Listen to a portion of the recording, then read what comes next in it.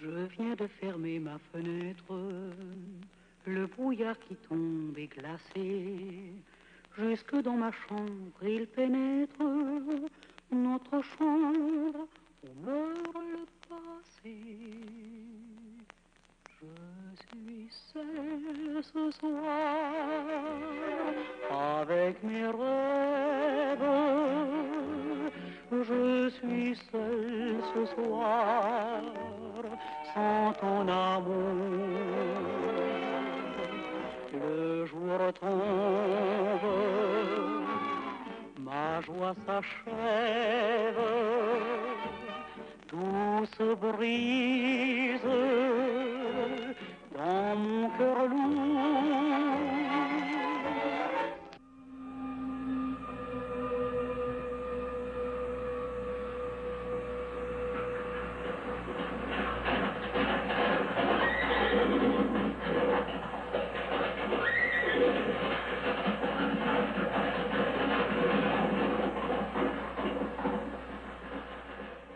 Ay, vea qué sueño el que tuve. Casi, no, yo nunca soy muy de sueños. Pero mire qué sueño el que tuve antenoche.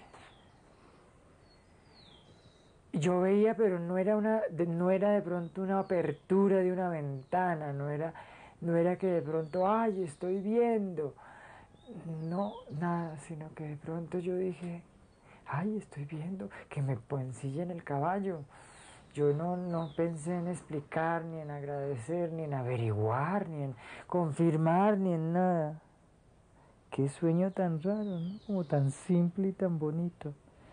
Una revuelta a la visión sin drama, sin nada, ¿no? Como si no hubiera pasado nada.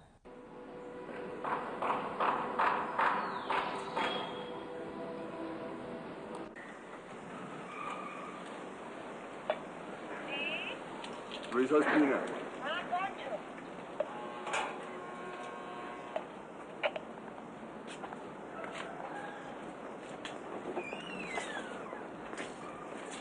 Rosario. Poncho, hola.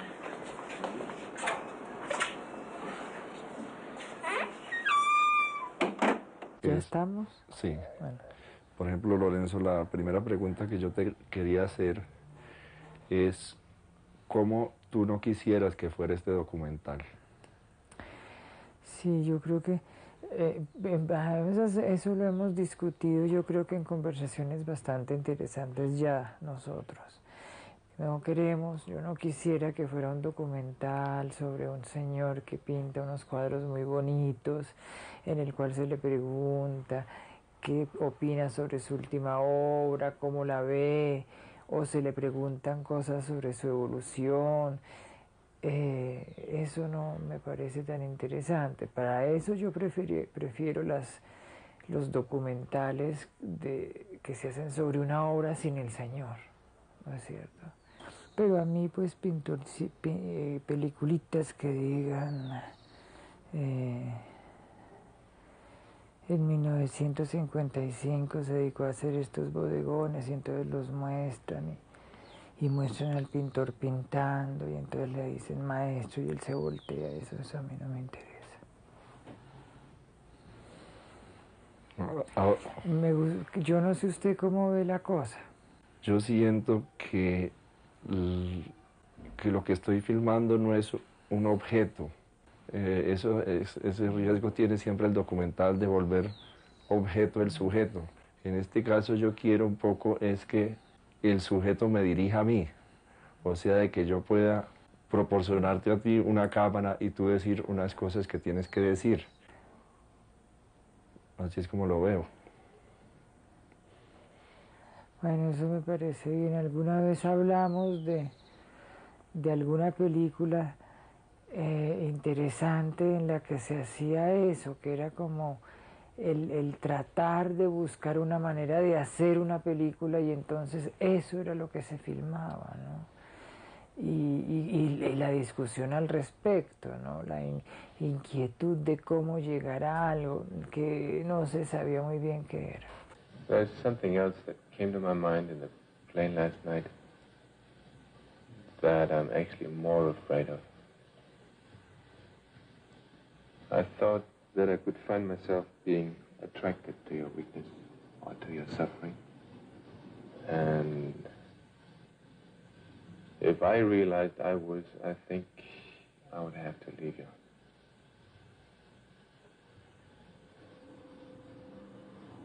I would feel like abusing you or betraying you.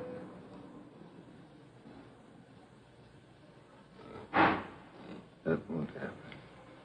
Pero el hecho es cierto, Luis, yo pienso que de pronto todo esto es más fácil para usted.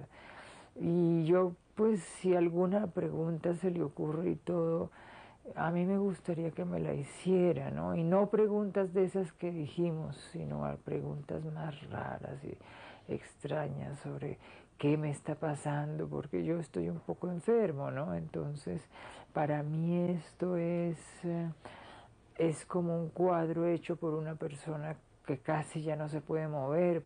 Son cosas un poco complicadas, pero si algo se le ocurre al respecto, pues a mí no me molestaría que habláramos, porque es una manera de yo también trabajar, ¿no? Y sacar cosas, ¿sí? Esta mañana estaba viendo yo al frente mío. Al frente mío hay dos cuadros enmarcados en negro de unos gravaticos, ¿no? Esos son unos dibujos de Henri Michaud. Esto no tiene nada que ver con lo que estaba diciendo. Pero se me ocurrió mientras ustedes llegaban esta mañana. Pero siempre me ha gustado estar aquí, de pronto mirar esos garabatos, ¿no? Que no sabemos si son gentecita o garabatos o hormiguitas o simplemente unos signitos ahí que él hizo en negro. Se me ocurre en este momento casi como podríamos estar trabajando nosotros, ¿no? Con signos, sin ocuparnos de la historia, ni de lo que estamos haciendo, ni de que se vea bonito, ni de que tenga coherencia, sino, no sé, creando tal vez signos para crear una cosa que llamaremos, nosotros la llamamos nuestra película, no sé cómo llamar a la gente, si documental o qué, pero yo la llamo la película. Yo la llamo la película de Luis Ospina sobre mi trabajo. Y porque hay que llamar las cosas de alguna manera. Y es un poco eso, unos signos ahí arreglados como en un lenguaje que no es necesariamente el documental sobre la obra de Lorenzo Jaramillo, sino es una cosa, allí vamos a ver qué nos sale. No, eso sí fue un buen día, que sentí una manchita negra y entonces ahí estaba y era más difícil trabajar, etcétera. Y los médicos se iban viendo y decían esto es tal cosa, tatatí, etcétera, medicamentos. Y de pronto en 20 días se desarrolló mucho la enfermedad y todos mis planes se tuvieron que cambiar porque ya no se trataba de trabajar con esfuerzo, sino de no poder trabajar, ¿no? En cuanto al trabajo, eso sucedió, y en cuanto a la vida, pues es una catástrofe que se desarrolla en 10 días. ¿No? Como las catástrofes a veces suceden. Entonces, de pronto quedo yo como con mis recuerdos ahí trémulo, ¿no es cierto? Con mis cosas en la cabeza, que es lo único que le queda a uno. Y por eso, menos mal, pienso yo, estamos haciendo esto, que es una manera de todavía lanzar a la vida algo de lo que uno tiene en su cabeza, ¿no? Sí, eso me gusta de nuestra película. Le peintre avance en tâtonnant comme un aveugle dans l'obscurité de la toile blanche. ¿Dónde está Rodrigo? Dame tu mano. No, izquierda. Eso. Nosotros estamos directamente acá. ¿Usted está sentado en el sillón? En el sillón, sí. Y al lado, Y al lado está Rodrigo. como frente a la chimenea, como por ahí. Sí. Ah, bueno. Yo ya no salgo. Yo ya no salgo del hueco donde me caí. Entonces para mí, Luis, salir a la vida cotidiana de la gente en la calle y en la ciudad, pues yo no puedo, ¿no? Es decir, yo todavía el día de mi exposición veía bien, más o menos, con defectos, pero veía, ¿no? Yo subía y bajaba y veía.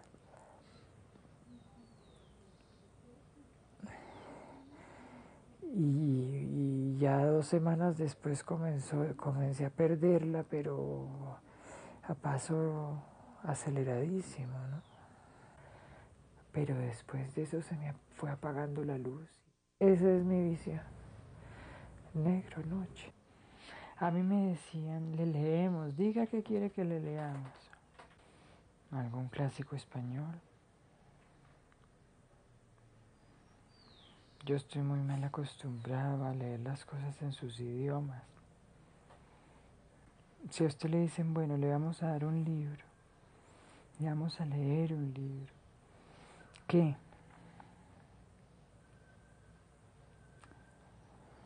¿Y usted piensa qué? ¿Tal libro? Sí es importante leer ese libro. Tal libro que usted estaba leyendo, sí, pero lo estaba leyendo cuando estaba sano, pero ahora tiene importancia acabar de leerlo. Es extraño, ¿no? Y naturalmente uno piensa en la pobre y rezobada, pero en la pobre de todos modos y también admirable Frida Kahlo, ¿no? ¿Cómo no pensar en la enfermedad, en Frida Kahlo, que sufrió terriblemente? Mire, cuando piensa uno en dolor ahí de pronto y piensa en Frida Kahlo, se da cuenta de que hay dolores enormes, ¿no? Y hay gente que no lo soporta y hay gente que aunque no lo soporte los lleva. Pero en todo caso son unos cuadros muy particulares y apasionantes. Y sobre todo unos cuadros terribles porque ella los hizo muriéndose del dolor y de la enfermedad y con unos esfuerzos que realmente, sobre todo si usted estaba enfermo, usted casi que ni entiende cómo alguien fue capaz de hacer semejante esfuerzo y de pasar por semejante ordalía para lograr pintar algo cuando ella se podía haber quedado dopada en una cama esperando morirse, como le dan a uno ganas muchas veces de que sucedan las cosas. Yo estoy seguro de que ella al fin y al cabo tampoco pintaba todos los días y de que ella muchas veces dijo, caramba, un poco más de morfina y ya. Si yo estuviese bien, pues qué bonito sería, ¿no? Y yo hasta hoy ya no, porque yo ya no veo las flores ni nada.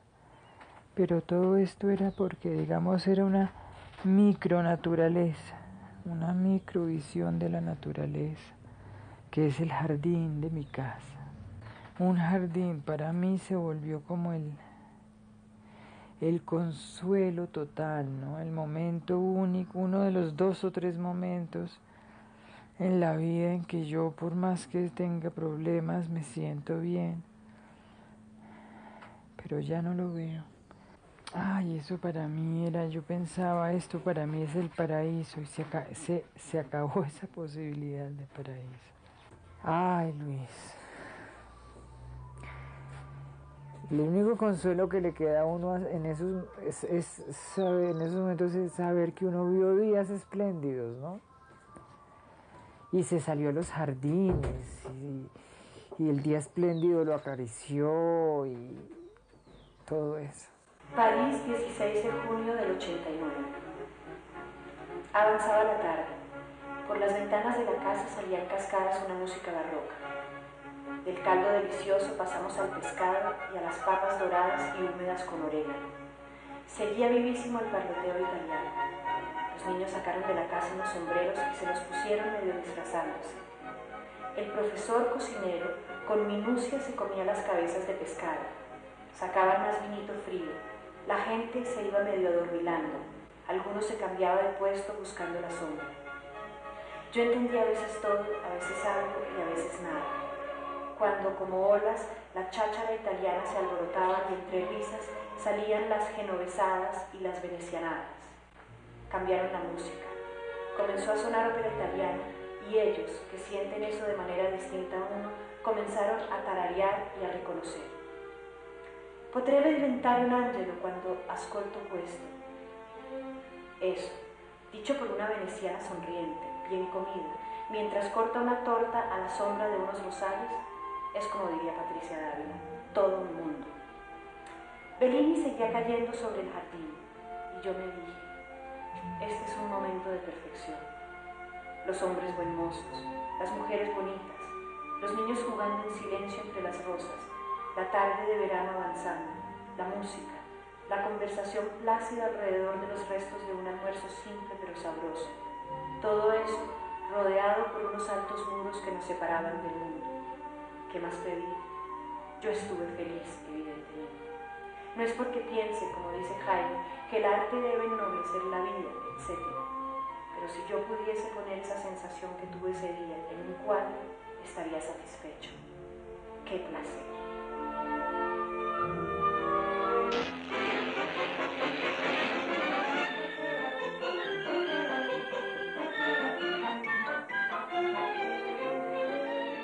Yo fui a París fue como por mí. Ella la conocía mucho, ya tenía muy buenos amigos y un día decidí que quería ir a París siendo todavía joven. ¿Para qué o por qué? No sé. Una cosa que no tiene nada que ver con el trabajo mismo, sino como con la vida, yo no sé. Tal vez sí, efectivamente, llamaba por los mitos de París, no sé. Pero no por el trabajo. Y así me fui, viví unos años en París y realmente viví años muy felices en París. Es que él planeó viajar a Francia para quedarse, entonces yo le dije que lo podía hospedar un tiempo, ¿no? Y llegó al apartamento y bueno, se quedó, ¿no? En realidad se quedó 5 años en este edificio.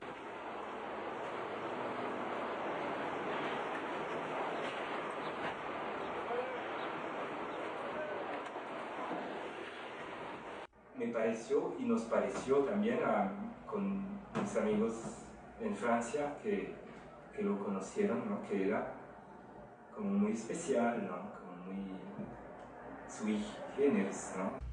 Sí, porque Lorenzo era un hombre muy raro desde todo punto de vista, muy raro físicamente y muy raro,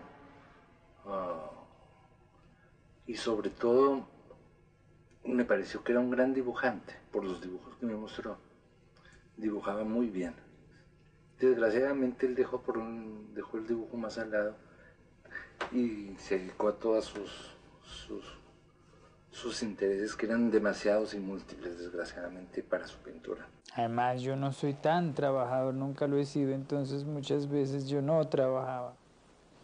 No era el pintorcito, sino me iba a cine o algo así todo el tiempo. Y de pronto medio pintaba porque había que pintar, porque tampoco se podía dejar esa pobre pintura abandonada constantemente, ¿no? Porque yo no pienso a veces que el trabajo de uno necesariamente sea su gran pasión, porque es una cosa tan ardua y tan difícil a veces que no se puede tratar de esa manera. Yo creo que puede ser la razón de existir, yo creo que puede ser la cosa de la vida, más pasión significa otra cosa. Y yo creo que mi pasión sí ha sido el cine.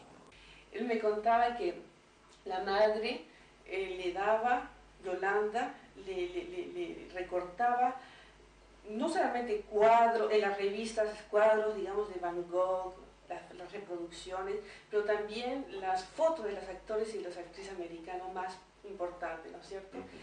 Y entonces él pasaba su tiempo cuando era niño mirando esas fotos y pegándolas en un cuaderno. El cine efectivamente nos fue, digamos, el arte que más nos juntó, ¿no es cierto? Nosotros podíamos perfectamente ver una película, comenzar al cine, y yo no he hecho eso sino con él, ¿no es cierto?, a las 10 de la mañana.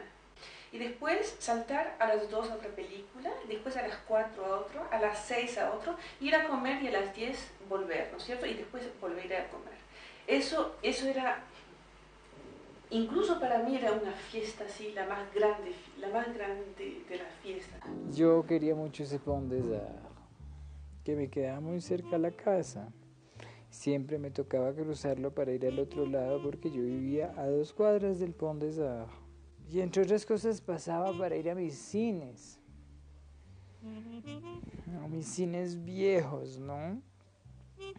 A mis películas con Jean Gabin y con Claudette Colbert. Había que cruzar por ese puente. Y yo lo quería mucho más porque de ahí, de cualquiera de los 2 lados, o mirando para cualquiera de los 2 lados, pues se ven cosas lindas, bonitas, ¿no? El Grand Palais, el Pont Neuf. Ay, a veces si uno andaba cansado, pues se sentaba un poquito en un banquito.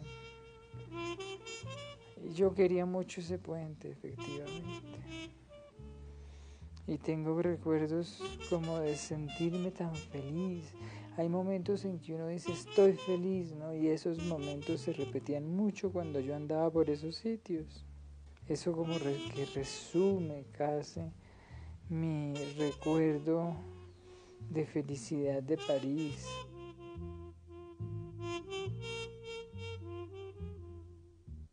Yo comencé lo del teatro de manera extraña.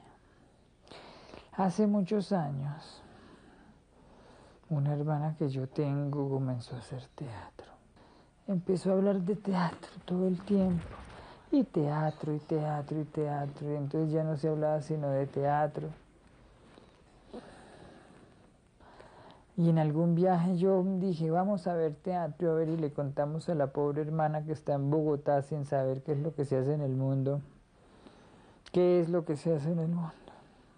Para venir a decirle, mire, vi una gente que se paraba en la cabeza vestida de gris, y entonces les ponían unos focos por detrás, y ellos gritaban, y bueno, y así poco a poco, y cuando me fui a otros sitios del mundo, empecé a ver teatro con más juicio, y se me fue volviendo también un placer, y una vía de exploración, y de investigación, y de descubrimiento de cosas.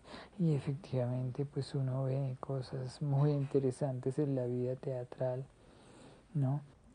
Un escenógrafo muy raro, ¿no? Él no dibujaba nada, por ejemplo. No es el escenógrafo convencional que le trae a uno primero unos diseños, unos dibujos del escenario y de los vestidos, y que después hace unas maquetas y lo colorea con mucho cuidado y todo eso. No. Lorenzo no dibujaba nada. Era todo hablado. Él era una persona muy oral y uno tenía que hacer un acto de fe sobre lo que él decía. Pero en el momento de hacer la escenografía, Lorenzo se ponía el overol y estaba metido ahí tiempo completo. Y podía durar el tiempo que fuera, untado de pintura hasta la coronilla, haciendo él mismo, la parte práctica de realización de lo que él podía hacer, pues que era pintar.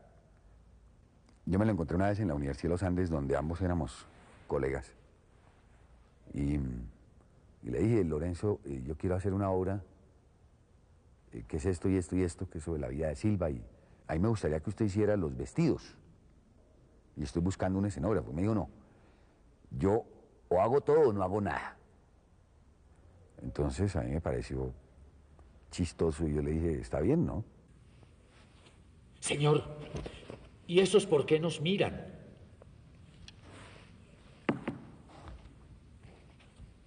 Haz como si no hubiera nadie.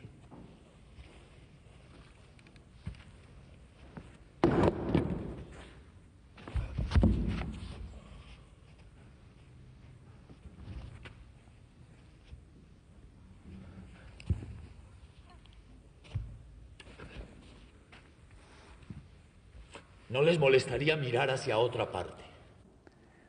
Bueno, entonces comenzamos a hacer la cosa y ahí se fue entusiasmando y empezamos a trabajar. Y empezó esta tragedia de la lucha con la enfermedad. Hay una mancha en mi vida pasada. Es solo una mancha, una única mancha, pero... Una golondrina no hace verano. Una única mancha no es mancha alguna. Ah, no, es una sola y única mancha, pero es una mancha terrible.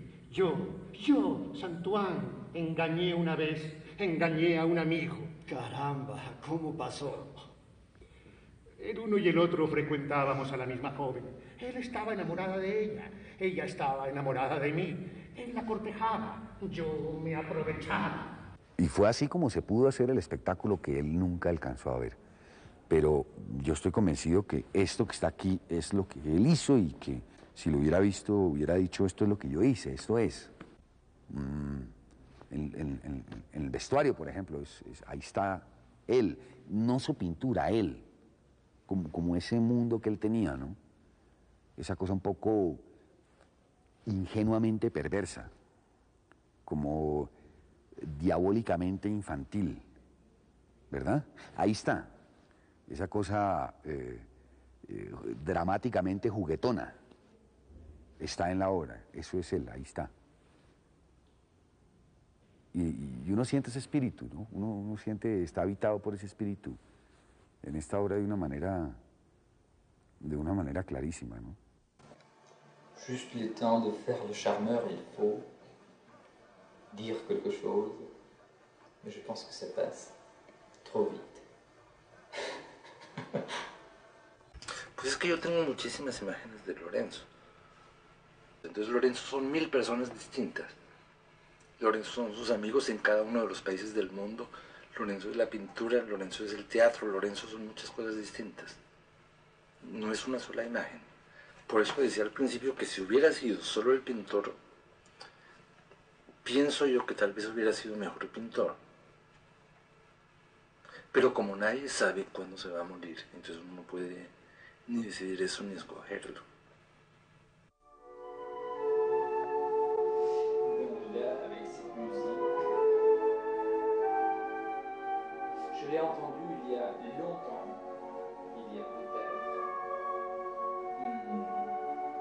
13 ans, une fois lors d'un concert, et j'ai beaucoup aimé les imiter.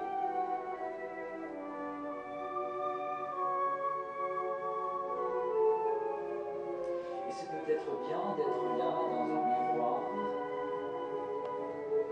avec cette autre musique, si on peut connaître en dehors de la réalité. Yo estaba pensando un buen día en la música, que en una época no, que siempre oí mucho y con mucho placer y que ahora casi no oigo, porque me disturban mis pensamientos. Oigo cosas, de pronto se me viene a la cabeza algo y quiero oírlo, pero no es que yo oiga música.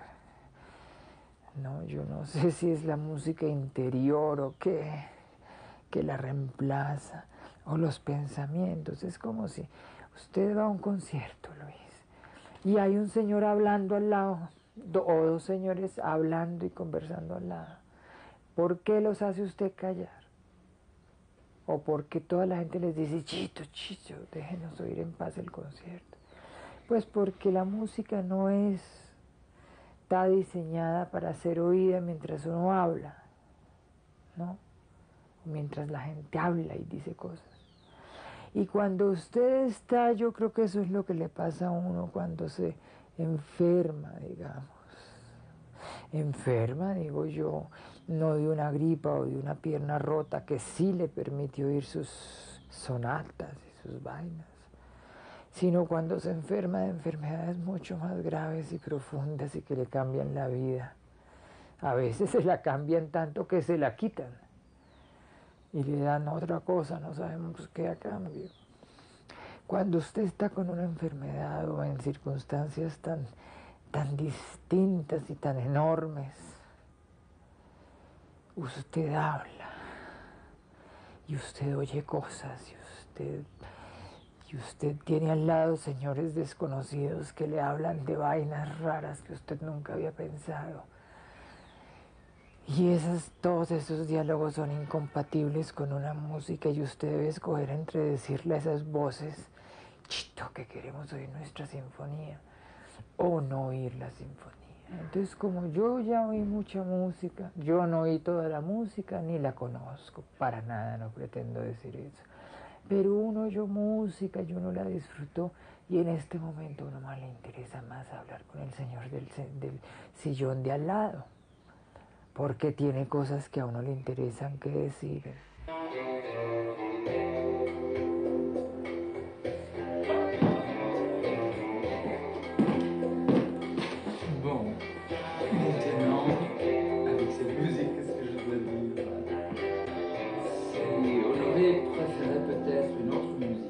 Entonces yo ya no oigo música, yo oigo esas conversaciones mías con el Señor o de los dos señores de al lado diciendo cosas. Entonces yo casi ya no oigo música, pero siempre oí mucha y disfruté mucho. Y yo he pensado en estos días precisamente entre esas conversaciones de los señores de las sillas. Y pensando en nuestra película también, porque alguna vez dijimos, bueno, pensemos en qué hacemos con la música. Por ejemplo, si usted es una persona que ha oído música, a quien le guste la música, pues le pertenece a su mundo también. Una de las primeras opiniones que cruzamos respecto a música es una vez que él me dijo que le gustaba mucho la música vieja. Le dije yo, claro, vainas lobas como Siboney. Y yo, no, es que Siboney es muy importante. Y le dije, pues, ¿y usted quién cree que soy yo? Yo tengo Siboney. Ahí está entre mis discos. Ahí debe estar, está por orden alfabético, de modo que si está buscando Siboney, lo encuentra por ahí junto a Stravinsky.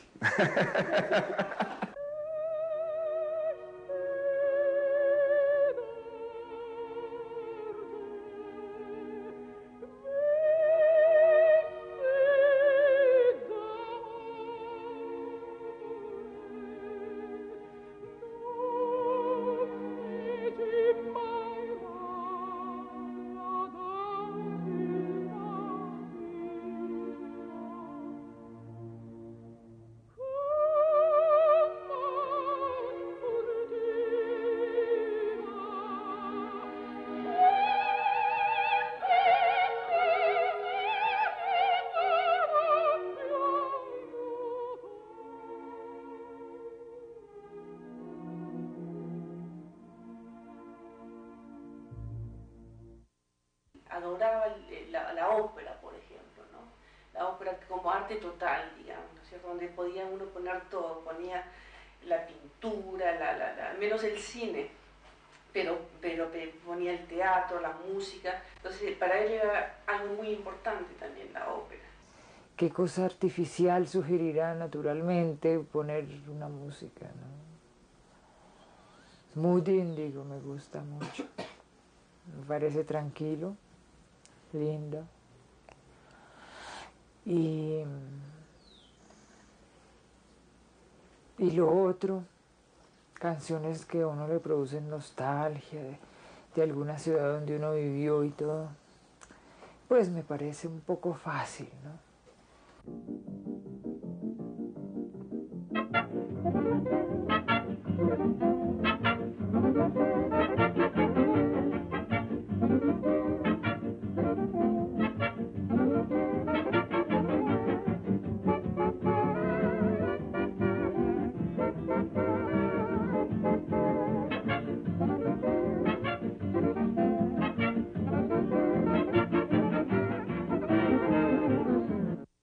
hice una serie de dibujos que se llamaba, pues que titulamos Suite de las muchachas extravagantes, que como yo lo expliqué en un textico que le puse después, no es nada, eso no es el título de nada, es el título de mi serie de dibujos de mujeres bailando, o saltando más bien que bailando. Lo que pasa es que precisamente la historia es más graciosa que el hecho mismo de que fuera Gershwin. Alguna vez en el radio tocaron la obertura de Girl Crazy de Gershwin.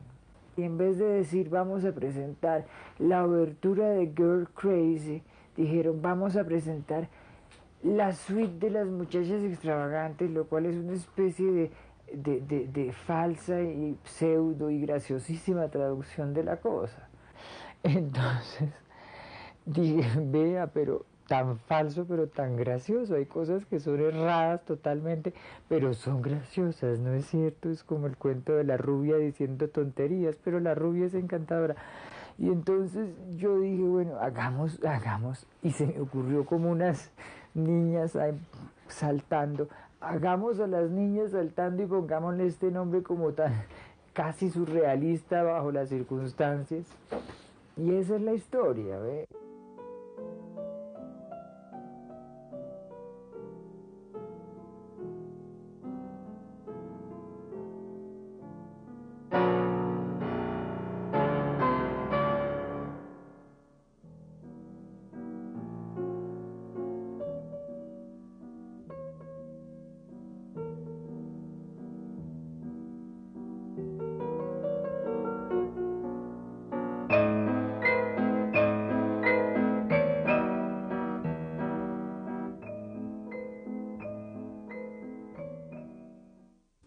Satie tiene una historia, si no demasiado parecida, por lo menos en ese estilo. En ese estilo. Que es la misma pregunta o una muy vecina pregunta a todo lo que creó en Satie ese título. Porque para Satie mismo ese título, el título, yo creo que la gente preguntaba y él se reía, ¿no? Piezas en forma de pera, él lo hizo riéndose. Y yo dije también, pues una cabeza, imagínese, por algún motivo de mi trabajo yo llegué a la cabeza, ¿no? Al hecho de la cabeza. Y yo decía, este Satie tan gracioso, pues sí, ¿por qué no hacer una cosa yo de alguna manera por el estilo y decir, bueno, ¿y una cabeza qué es? Y decir, pues una cabeza es una pieza en forma de pera. Que las cabezas son como papayas, como peras, como algo por el estilo, ¿no? Entonces, ¿por qué no decirlo? Entonces, sí, era claro, era recordando a Satie y sus piecitas lindas para piano, pero no era por homenaje a Satie ni nada por el estilo. Después uno ya le pone más tiza a la cosa y lo hace más pensando en lo que Satie significa y en los títulos que le dio y en el tratamiento que le daba a esos títulos, ¿no?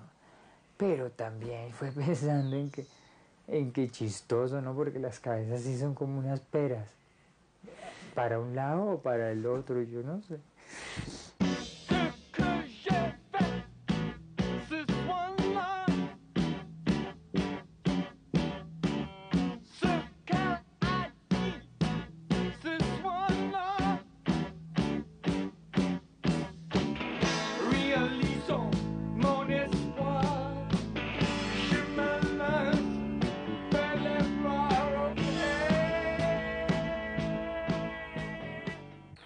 Esa es la tercera vez que yo trabajé con una referencia musical. Esos que yo llamé Talking Heads son realmente muy viejos. Lo que pasa es que nunca fueron expuestos ni vistos y a veces la gente los ve y los ve como novedad. Lo cual habla bien y me halaga del trabajo porque parece que tiene cierta juventud que hace pensar que son de ahora. y son de hace muchos años, como del 80 y 80, 81, como del 82, hace, imagínense, como 10 años. Pero si se ven jóvenes ahora me siento muy halagada. Eso fue porque yo hice unos dibujos en tinta en esa época, como un poco dramáticos, de bocas abiertas, con dientes, de ojos desorbitados. Y por esas épocas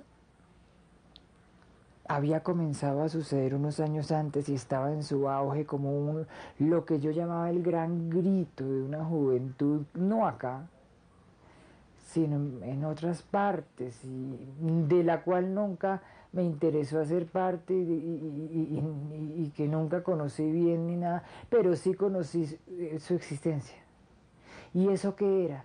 Era una gente, unas personas, unos jóvenes que en esos años protestaban porque no tenían qué hacer. Ahora yo no sé qué es lo que hacen. Van y oyen a Madonna, yo no sé. Pero en esa época de pronto en el 77 comenzó y se desarrolló en esos años posteriores como toda una desesperación en la juventud que se volvió una juventud como muy artificial, muy violenta, llena de cadenas que les atravesaban las mejillas y vainas raras que sorprendían al mundo burgués porque se trataba de asustarnos a todos, ¿no? Pero era una pobre gente, al fin y al cabo, en su momento genuino y auténtico en sus países. Porque cuando muchos años después apareció eso en Chapinero, pues era totalmente grotesco. Pero en todo caso, cuando en los países de origen, donde sí había problemas de los que ellos hablaban con su desesperación, cuando apareció todo eso, apareció un conjunto que se llamaba Talking Heads, que nunca oí, ni nunca quise oír, ni me interesó. Y de pronto yo dije también, ay, pues si estos cuadros míos también son como un grito por algo. ¿Y qué es una cabeza sino también un talking head, una cabeza hablando? Y esta gente que habla y grita y mis cabezas que de alguna u otra manera muy distinta y totalmente irrelacionada, pues dice algo tal vez, yo no sé, con su boca abierta y sus dientes ahí. Entonces dije, pongámosla Talking Heads, porque es el mismo grito, ¿no? Es un grito ahí, un grito. Pero eran como más coincidencias intelectuales que musicales. En un restaurante en Bogotá, precisamente, lleno de muchachos y de niñas, de esas bonitas, rubias, ojiazules, muchachos con moto, música fuerte. Y Lorenzo me dice, ay, yo nunca tuve esa edad. Y es verdad, porque Lorenzo, eso hay que hacerlo a los 16 años, si no, uno ya no lo hace nunca. Y Lorenzo a los 16 estaría en Alemania estudiando a Goethe, o en Londres estudiando a Byron, no sé. Sí, porque es que había una especie de parentesco entre Lorenzo y yo, digamos, no de parentesco, sino de parecido, por el hecho de haber vivido por fuera, por el hecho de ser pintores, por el hecho de ser maricas, por el hecho de un montón de cosas que hacía que nos hubiéramos parecido. Y a mí muchas veces me pareció que era como yo mismo, pero el más joven. Hay sitios donde no se oye nada. A mí me gustan los ruidos, ¿sabes, Luis? Por ejemplo, cuando estaban haciendo edificios aquí en la vecindad, me gustaban los taladros, mucho. Todos esos ruidos horribles de los taladros, los gritos de los obreros. No, eso me gusta. En esas épocas yo estaba acostado, entonces me sentía acompañado por toda esa algarabía. Rodrigo, ¿y qué? ¿Yo no pude oír nada hoy o qué? Claro. ¿Sí? A ver, vamos a ver, por ejemplo, esto último si quieres.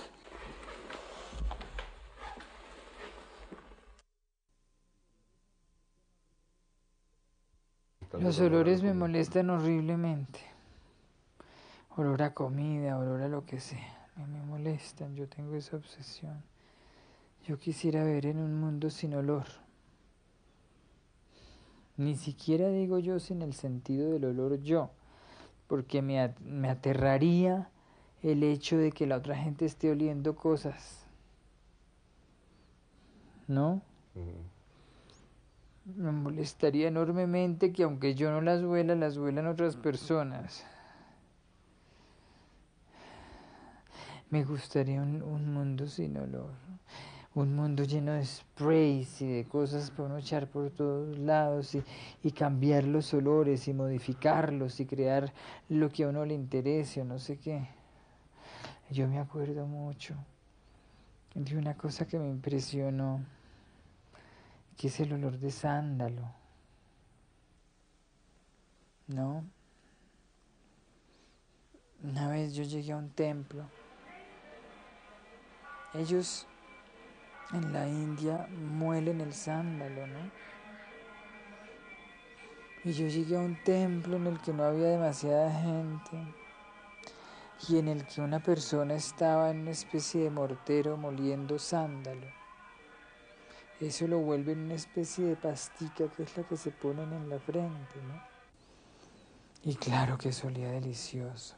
Y estaban barriendo el templo y lo barrían con unas especies de plumeros de plumas de pavo real. Y todo el templo era de mármol blanco. Y el señor barría con las plumas de pavo real y el otro espichaba el sándalo. Y yo dije, esto es como de las 1001 noches, esto es una maravilla, esto es fantástico, ¿no? Esas son esas cosas rarísimas. El sándalo.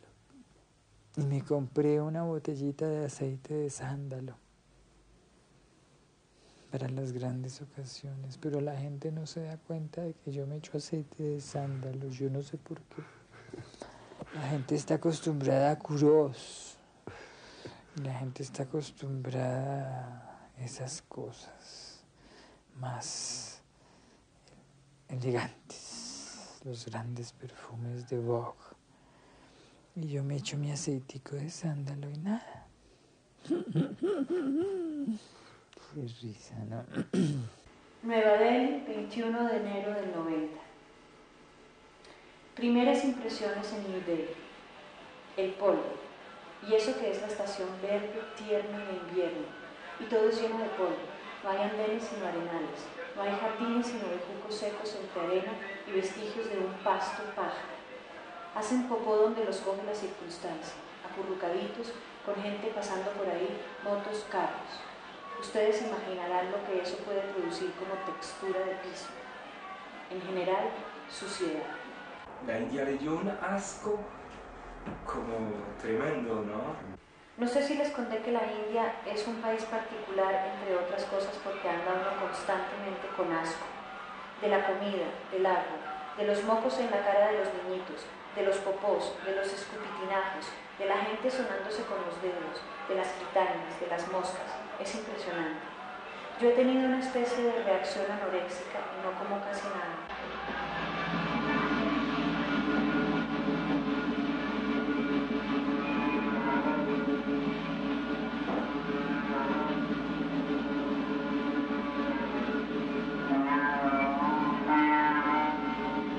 Y también tuvo como un delirio, o no un delirio, sino que como muchas lágrimas creo que ha tenido en la India, ¿no? Le dio una enfermedad de allá, ¿no? Y le dio mucha fiebre y se quedó 1 mes y medio, 2 meses, pero como va mucho tiempo con mucha fiebre en una clínica en New Delhi, y bueno, y supo después todo del cero positivo, ¿no? するとこの病気には治療法はないというのですか？ない。この病気に限らず、あらゆる病気に対して治療法などない。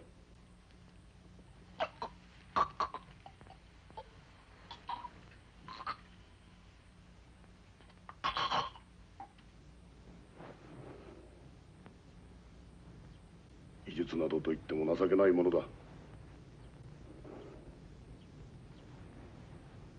医者にはその症状と経過はわかるし、生命力の強い個体には多少の助力をすることができる。だがそれだけのことだ。Y resolvió volver a Bogotá, ¿no? Y es que Lorenzo siempre ha pensado que un día, pues las vacaciones se iban a acabar o algo así, ¿no?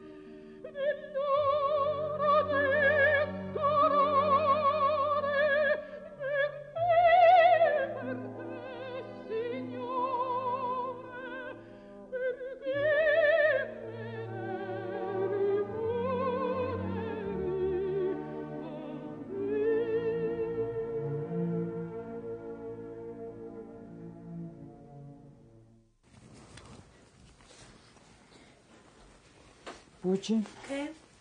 ¿hay de champiñón? Sí, le traigo más adelante. Ahí.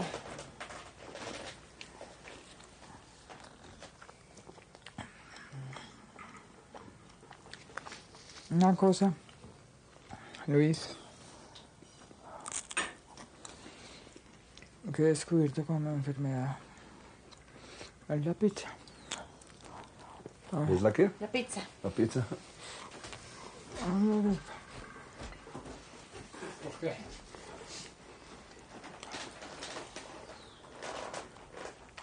Manuelito. Ay, y me gusta. Me gusta. Y yo prefiero, porque yo he tenido pues el problema de la comida, ¿no? Yo estuve en este año hospitalizado por desnutrición y un montón de problemas. Y para mí comer es muy difícil. ¿No? No es que todo me llama la atención. Y muchas veces surge el problema de yo qué voy a comer.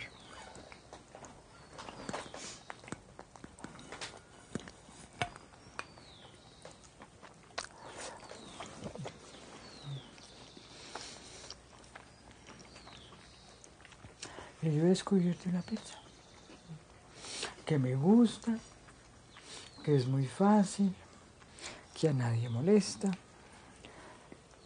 Se pide una pizza, yo me como el pedazo o 2 pedazos, el resto se guarda. Al otro día yo digo, ¿qué quiere comer? Ah, yo tengo por ahí mi pizza, ¿no? Bueno, entonces por favor me calientan un pedazo de champiñón y un pedazo de pimentón. Me calientan mis pedacitos, yo me la como, ahora me la como con la mano que es más fácil. Delicioso. Es de las pocas cosas que como. Gozo como un bobo. Oír a Lorenzo hablar de comida era impresionante. Y además se comía todo. En los restaurantes se comía lo de él y lo de los demás. Y lo de la señora de junto. Y lo de la señora de más lejos también. La cosa más vergonzosa del mundo. Porque él necesitaba comérselo todo y probarlo todo. Más que todo probarlo todo. Sí. Repetía y comía rapidísimo, ¿no? Y hablaba mientras comía, pero degustaba la comida con una...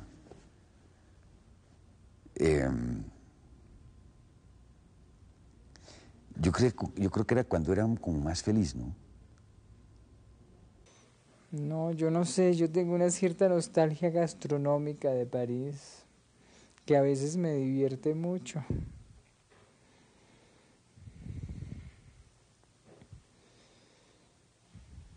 Mucho más intensa que la nostalgia cultural que tenga de París.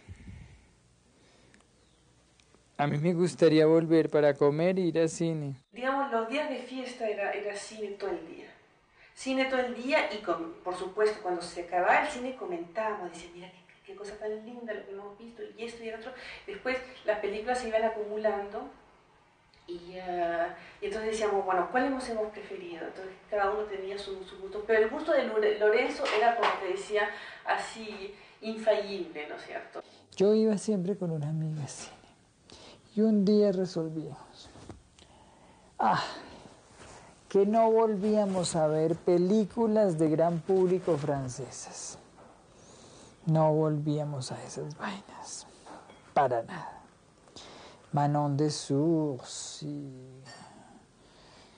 Jean de Florette y esas vainas, no las vimos, porque eran eso, que muy bonitas, que muy bien hechas, que muy buenas, lo que usted quiera, pero entraban dentro de esa categoría que no nos interesaba por principio y porque no había tiempo para tanta vaina.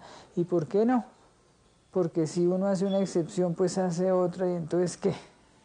A mí me encantaba que fuera tan prejuiciado. Creo que un artista que no tenga prejuicios es sospechoso, como diría Shakespeare, ¿no? Y habíamos resuelto también no volver ya por cansancio y por aburrición y por jartera a ver películas americanas actuales. Una que otra por ahí nos convencían de que fuéramos a ver un David Lynch o algo por el estilo. Pero las películas así, ni de riesgo. El cine produce todos los días idioma críptico. Y con Lorenzo se podía hablar en idioma críptico basado en frases de películas. O comparando situaciones ridículas de la vida de uno con alguna situación ridícula de alguna película. Ejemplo, tengo tanta hambre que me podría comer un zapato. ¿Por qué dice uno que se va a comer un zapato? Porque Chaplin se lo comió en pos del oro. Y esa serie de cosas eran del dominio público de Lorenzo. Y me acuerdo que los primeros ciclos que vi fueron uno de François Truffaut y otro de películas en las que actuaba Marilyn Monroe. Fíjese, me acuerdo mucho que Hernando Salcedo decía que Marilyn Monroe era una actriz dúctil, que no era una actriz que en sí era lo que era, sino que se dejaba y que había que manejarla. Y ahí vi que extrañamente después nunca volví a ver, creo. Los caballeros las prefieren rubias. No, no, no, no, no, no, no, no, no, no.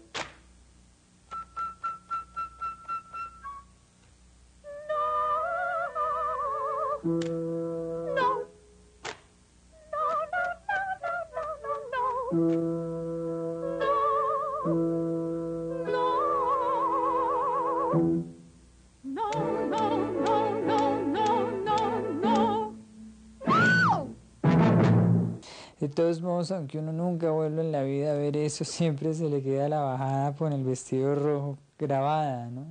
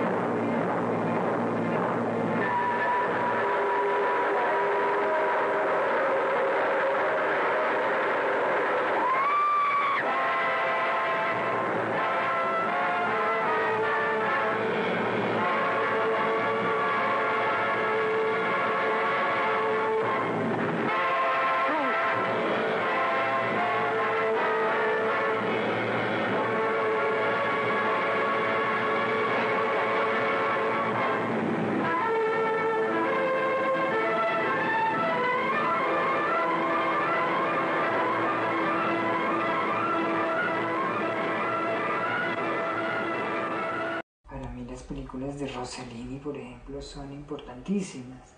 Y ahí sí importantes para una persona que haga cine. Yo no lo hago, pero ni lo voy a hacer, pero pienso que Rossellini sí es un personaje muy importante. No, yo me acuerdo cómo salí de conmovido, pero hasta llorando, de Europa 51. No. Y de ese niñito que se suicida en Alemania, año cero. Ay, todo eso me conmueve tanto. Me Me parece terrible todo eso y me encanta, ¿no? Y las cosas japonesas, pues imagínense todas esas cosas.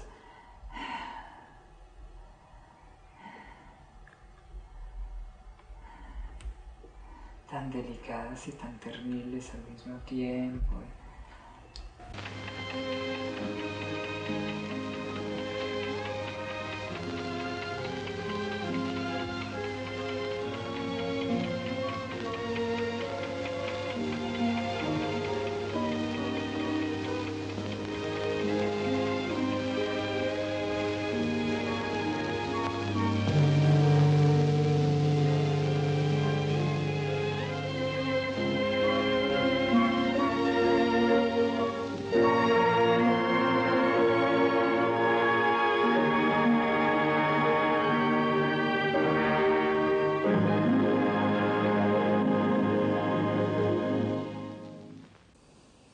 Se me quedaron, eso sí, algunas cosas por ver.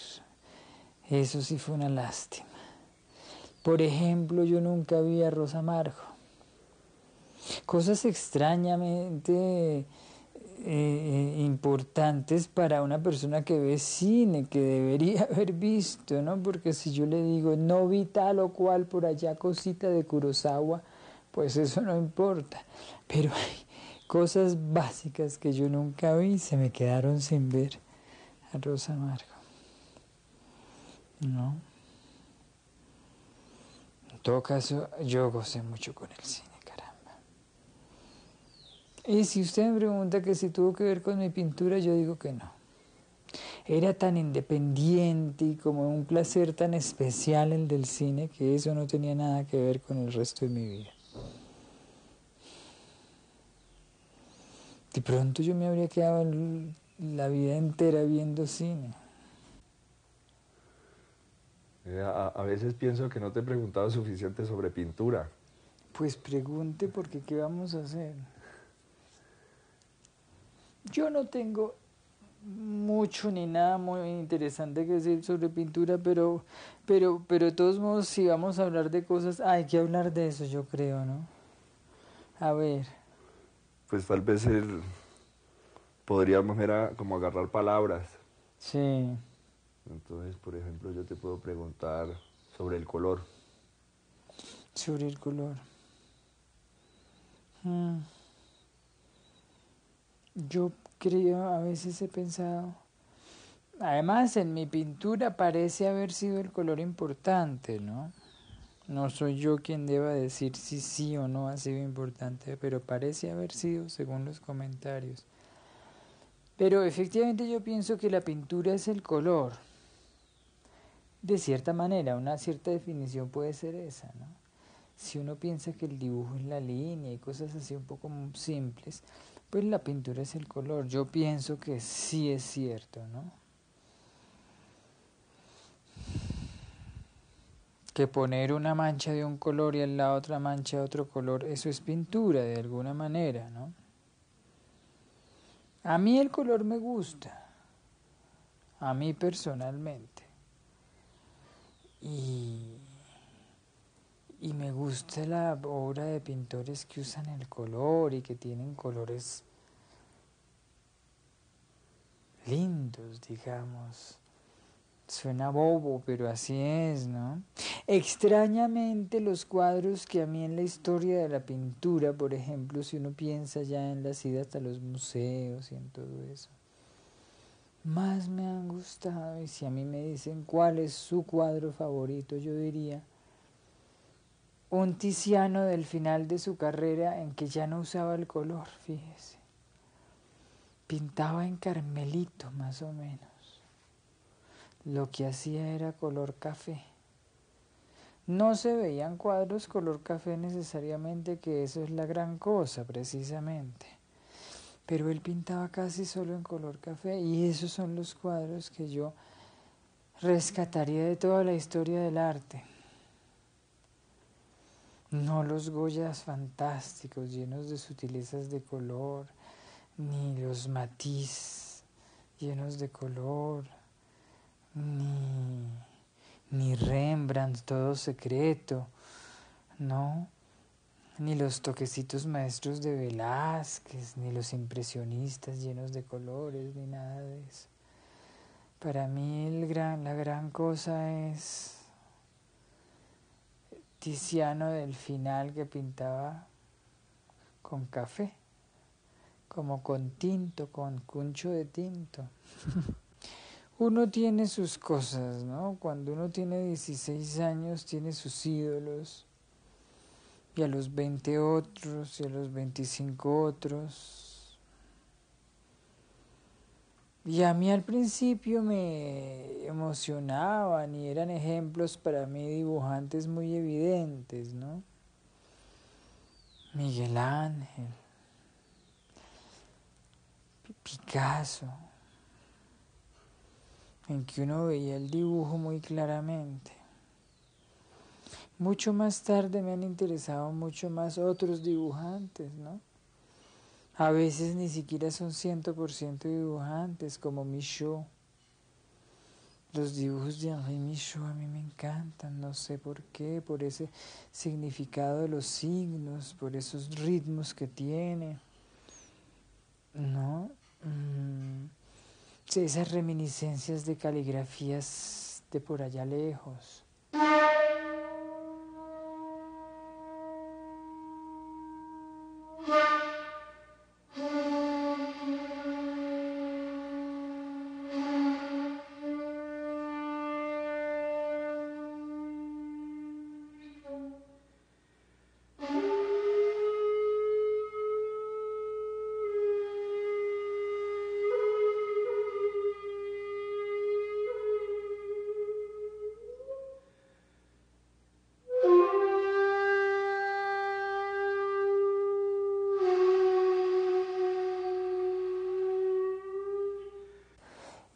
Y claro, los orientales, no por las mismas razones que tendríamos nosotros, precisamente no somos orientales ni ellos occidentales, por otras razones, pero ellos tienen esa idea, yo creo que es la de la mancha, la del signo, antes que la del tema.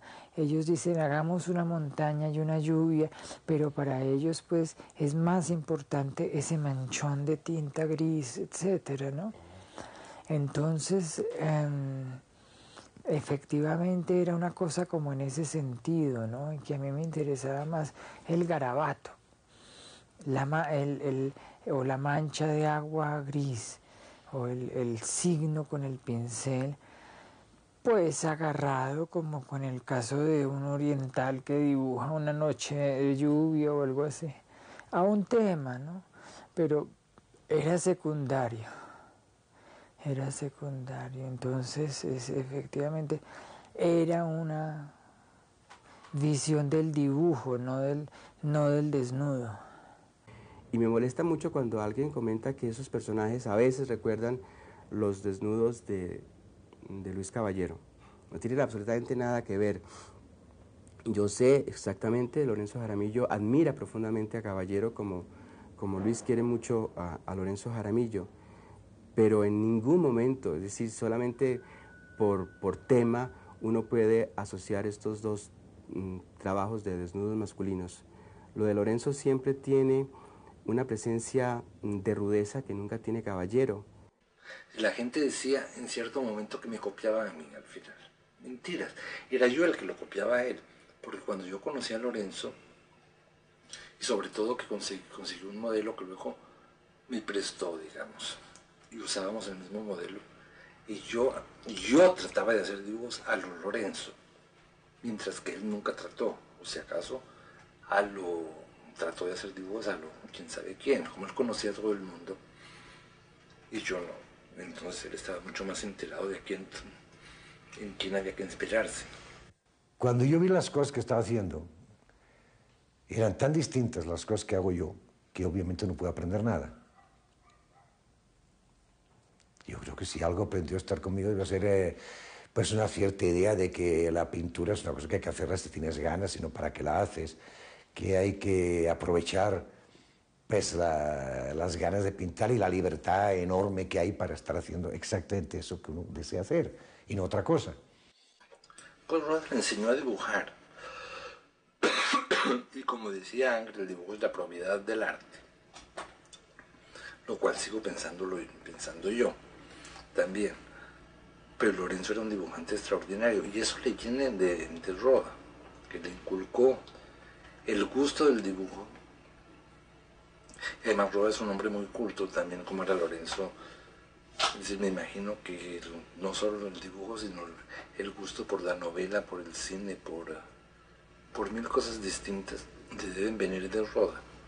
A mí me parece siempre muy importante recordar que la primera exposición de Lorenzo fue hecha a partir de un precolombino, de un retablo de la cultura quimbaya, y a partir de esa figura tan esquematizada, precolombina, Lorenzo hizo una serie de versiones de personajes que fueron cada vez más humanizados, porque del estereotipo de lo precolombino, Lorenzo llegó a hacer unas figuras tremendamente desgarradas, tremendamente adoloridas, haciendo gestos varios en donde la angustia se mezcla con la tristeza, con la incomunicación, hasta el punto de que creo que allí por primera vez, en 1980, cuando hace la muestra, demuestra que él es capaz de imprimirle a unas formas completamente inventadas por él un sentimiento de desazón, de angustia, de temblor, que creo que son muy típicos del arte del siglo XX. Yo he sido de poca obra y he tratado de que al terminar un cuadro esté terminado y esté como me satisface. Entonces, esos pocos cuadros que andan por ahí, de alguna manera todos me han satisfecho. Y yo no sabría escoger el cuadro o los cuadros. Por eso yo les pedí a ustedes, a Germán Rubiano y a usted, que escogieran lo que se podría mostrar en esta película de mi obra, porque yo no quería yo escoger ni juzgar. Yo no sé cuáles son los mejores o los malos, yo no tengo ni idea. No es porque uno quiera igual a todos los hijos, que entre otras cosas a veces, desgraciadamente, no es así.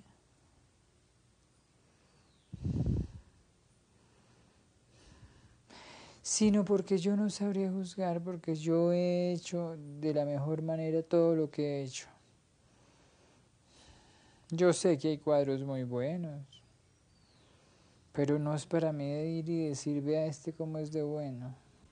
Yo creo que si yo los dejé salir fue por algo. Y creo que he tenido razón más o menos.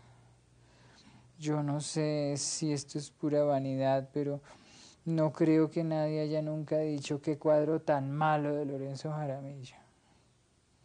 ¿No? Entonces esa es la cosa, que yo no sabría escoger. Mi idea siempre ha sido la de pintar lo mejor posible según lo que yo considero, ¿no? Que es pintar un cuadro bien pintado.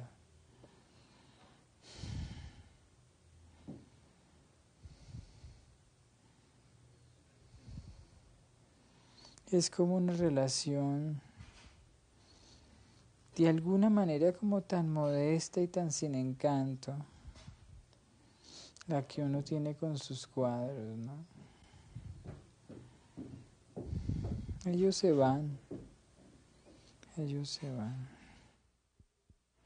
Yo no sé, lo que le encantaba a Lorenzo era, verdad, trasnochar, ¿no?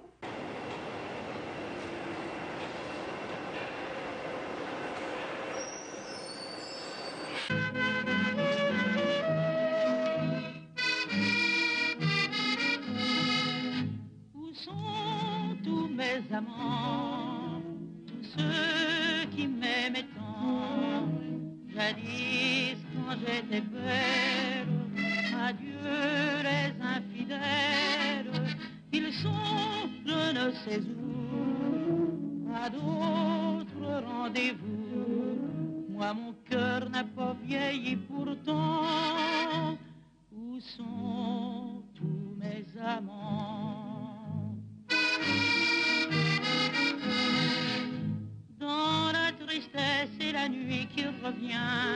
Je reste seule, isolée, sans soutien, sans nulle entrave, mais sans amour, comme une épave, mon cœur est lourd. Moi qui jadis ai connu le bonheur, les soirs de fête et les adorateurs, je suis esclave des souvenirs et cela me fait souffrir. Où sont tous mes amants? Pues la vida nocturna en París de Lorenzo sí fue como muy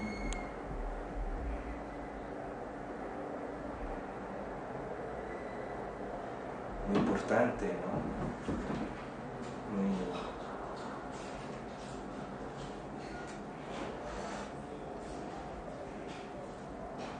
Pues iba solo, ¿no? Y también el contraste era entre la gente que él amaba, ¿no?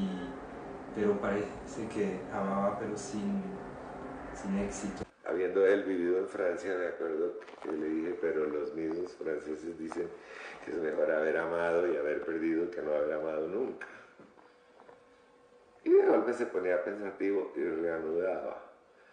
Yo le iba a hacer unos retratos con mi cámara y por eso yo tengo la cámara guardada aquí debajo de este brazo y la otra mano como él quería que la tuviera.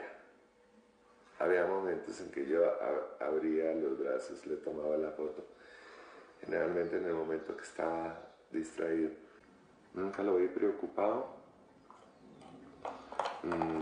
Eso que le conté de la pena de amor, siempre la tomó como con un fruncido raro. Yo le dije, ¿hasta qué le está pasando? Que le cambió la cara ahora que le estoy tomando las fotos. Y entonces me confesó. Pero yo no sabía que esa era su real pena. Él ya sabía que se iba a morir. Yo no lo sabía. Y yo no he debido meterme en esto porque siendo retratista, si tú me vienes a preguntar quién era él, yo he debido mostrarte un retrato. ¿Sabe qué le dije para que se riera? Porque hacía rato no se había reído. Le dije que pensara porquerías. Y sí, en este momento está posando. En este momento no es inadvertido. Le dije, deje el pincel ahí donde lo tiene y mire para afuera. Y le dije, no mire muy lejos porque no quiero que le queden los ojos blancos. Aquí estamos hablando. No recuerdo exactamente qué está escuchando, pero yo traté en todo momento de salirme de la cosa dramática, porque eso es lo que él realmente quería. Y esta fue la última foto que le tomé. Después de que hablamos, esta foto es tomada a través de una mesa. Me gusta porque tiene la luz que a mí me gusta, tiene la expresión verdadera que él tuvo durante esos 3 últimos días y porque la foto tiene una intriga. ¿Qué habrá detrás de esa mirada? Yo admiro mucho el género del retrato. En los museos, por ejemplo, en la obra de los pintores. Por ejemplo, un retrato de Botticelli de un joven. Cosa tan linda. Y en cuanto a retrato, pues yo no he hecho tantos retratos como para que hablásemos como gran tema. Sin embargo, pues al fin y al cabo, ¿por qué no? Sí, no me han salido mal del todo. Yo comencé haciendo retratos al pastel. Muy pocos, porque es que yo he hecho muy poquitos. Después pasé a hacerlos al óleo y ahí quedé y ahí quedamos. Pero nunca te incomodaba tener una cámara ahí presente. No, Luis, ¿por qué? Por muchas cosas. Primero, porque después de todas mis aventuras de salud y de todo eso, realmente importarme, muy pocas cosas me importan. Entonces, que una cámara esté ahí parada, eso sí realmente para mí no tiene ningún motivo de preocupación. puede estar ahí parada, ver 10 cámaras, lo que usted quiera, yo realmente no tengo problema con esas cosas, ¿no? Por otro lado, también precisamente, y tal vez más importante que esto último, el hecho de mis enfermedades y de todo eso ha hecho que yo me acostumbre o que yo tome un hábito o que para mí no sea importante el hecho de guardar ideas o de guardar opiniones. Yo pienso que, no sé si lo he dicho aquí con ustedes o si hemos hablado de eso, yo pienso que precisamente uno aprende a decir las cosas, ¿no? Y entonces uno aprende que sí, que las cosas son como son y que decir tal o cual cosa no es molesto. Entonces, que si usted me pregunta sobre mi enfermedad o qué pienso de irme a morir pronto o cosas de esas, pues entre no decir nada y quedarme temblando y decirle lo que pienso, sea lo que sea, pues es mejor decirle lo que pienso, que al fin y al cabo es lo que usted está esperando de mí, ¿no?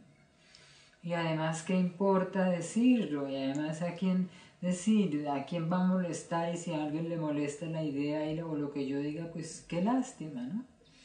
Porque uno pues le queda tan poco tiempo, se da uno cuenta cuando hay una circunstancia así, que si usted quiere decir algo o necesita, pues lo dice. Y si a otras personas no les cuadra, pues qué lástima, ¿no? Pero las otras personas son las otras personas. Entonces a mí no me molesta para nada este tipo de cosas, Luis, para nada. No sé, yo siempre al principio pensé un poco con miedo en el problema un trisco exhibicionismo, pero después dije, no, ¿por qué no? Al fin y al cabo, hagamos como Bukowski y Barbet-Schrader, ¿no? Digamos cosas, por ejemplo, ¿no?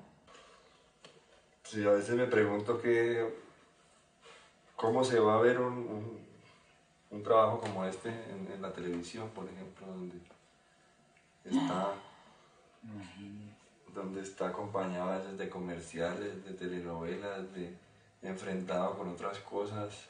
¿Y esto con comerciales metidos en plena frase? Yo no sé, no creo. Ay, pues esperemos que no.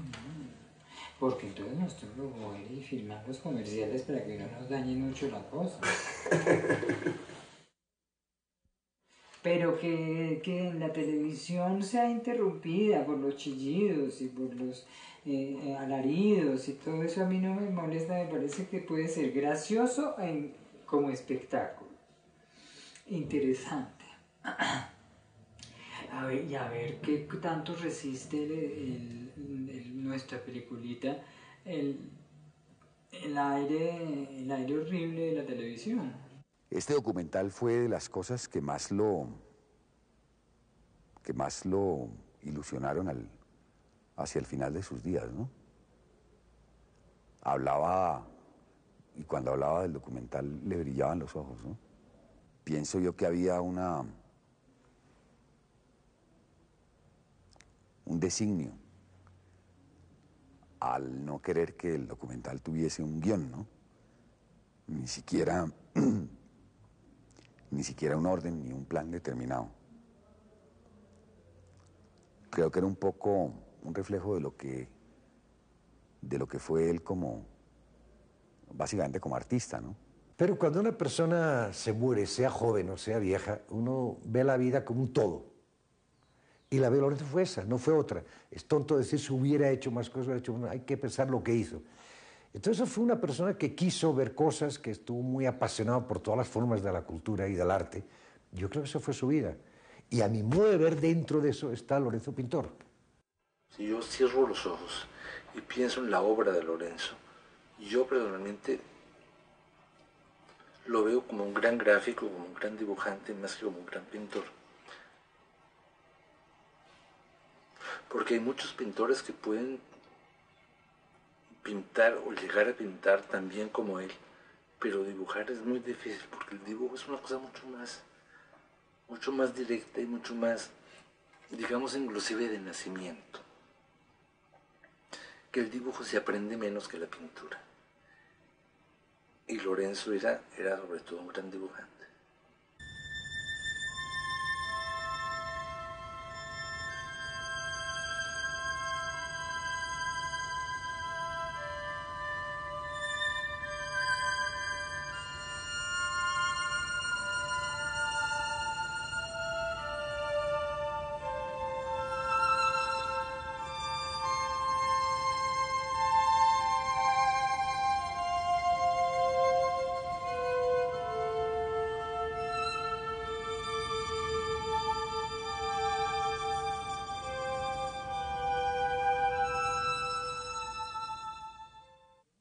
La idea de la muerte también puede cambiar, ¿no? Y aunque yo no conozco pues la mentalidad ni la filosofía de gente oriental, ellos tienen otras ideas sobre la muerte diferentes a las de uno, ¿no? Y precisamente interesantes, ¿no? De tranquilidad. Porque la muerte no es simplemente decir, no, yo no me quiero morir, yo no me quiero morir, sino otras cosas, ¿no? ¿Qué encuentre después? No sé. ¿Qué estoy esperando? Lo único que le digo es esa tranquilidad, ¿no?